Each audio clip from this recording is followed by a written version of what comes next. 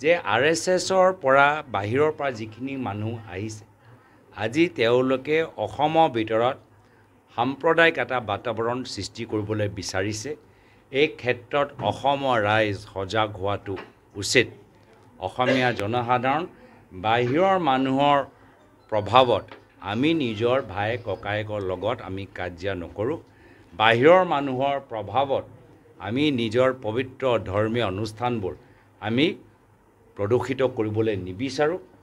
মুখ্যমন্ত্ৰী আজি আমি গম পাইছোঁ যে লখিমপুৰতো এনেকুৱা এটা ঘটনা হৈছে য'ত এটা মন্দিৰৰ বাহিৰত বাতাবৰণটো তেওঁৰ কিছু ক্ৰিমিনেল মাইণ্ডেড মানুহবোৰ আজি প্ৰদূষিত কৰিছে।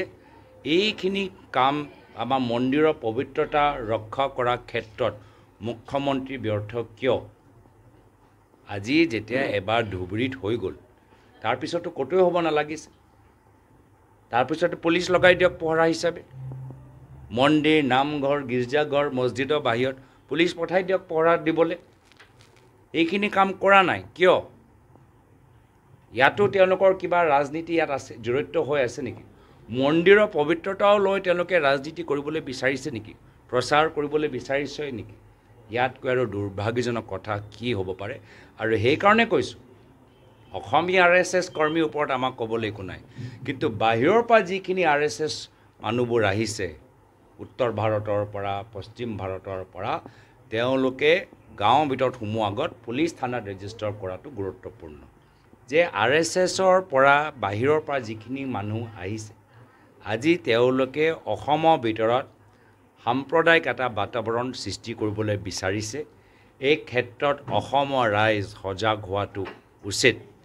অসমীয়া জনসাধাৰণ বাহিৰৰ মানুহৰ প্ৰভাৱত আমি নিজৰ ভাই ককায়েকৰ লগত আমি কাজিয়া নকৰোঁ।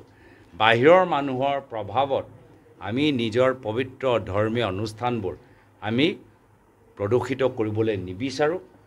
মুখ্যমন্ত্ৰী আজি আমি গম পাইছোঁ যে লখিমপুৰতো এনেকুৱা এটা ঘটনা হৈছে য'ত এটা মন্দিৰৰ বাহিৰত বাতাবৰণটো তেওঁৰ কিছু ক্ৰিমিনেল মাইণ্ডেড মানুহবোৰ আজি প্ৰদূষিত কৰিছে।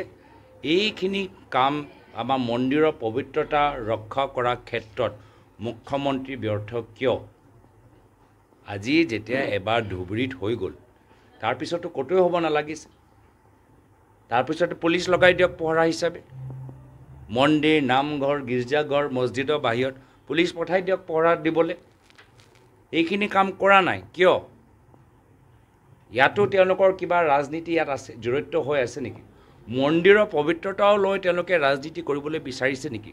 প্ৰচাৰ কৰিবলৈ বিচাৰিছে নেকি? ইয়াতকৈ আৰু দুৰ্ভাগ্যজনক কথা কি হ'ব পাৰে? আৰু সেইকাৰণে কৈছোঁ অসমীয়া RSS কৰ্মীৰ ওপৰত আমাক ক'বলৈ একো নাই, কিন্তু বাহিৰৰ পৰা যিখিনি RSS মানুহবোৰ আহিছে উত্তৰ ভাৰতৰ পৰা, পশ্চিম ভাৰতৰ পৰা, তেওঁলোকে গাঁৱৰ ভিতৰত সোমোৱাৰ আগত পুলিচ থানাত ৰেজিষ্টাৰ কৰাটো গুৰুত্বপূৰ্ণ।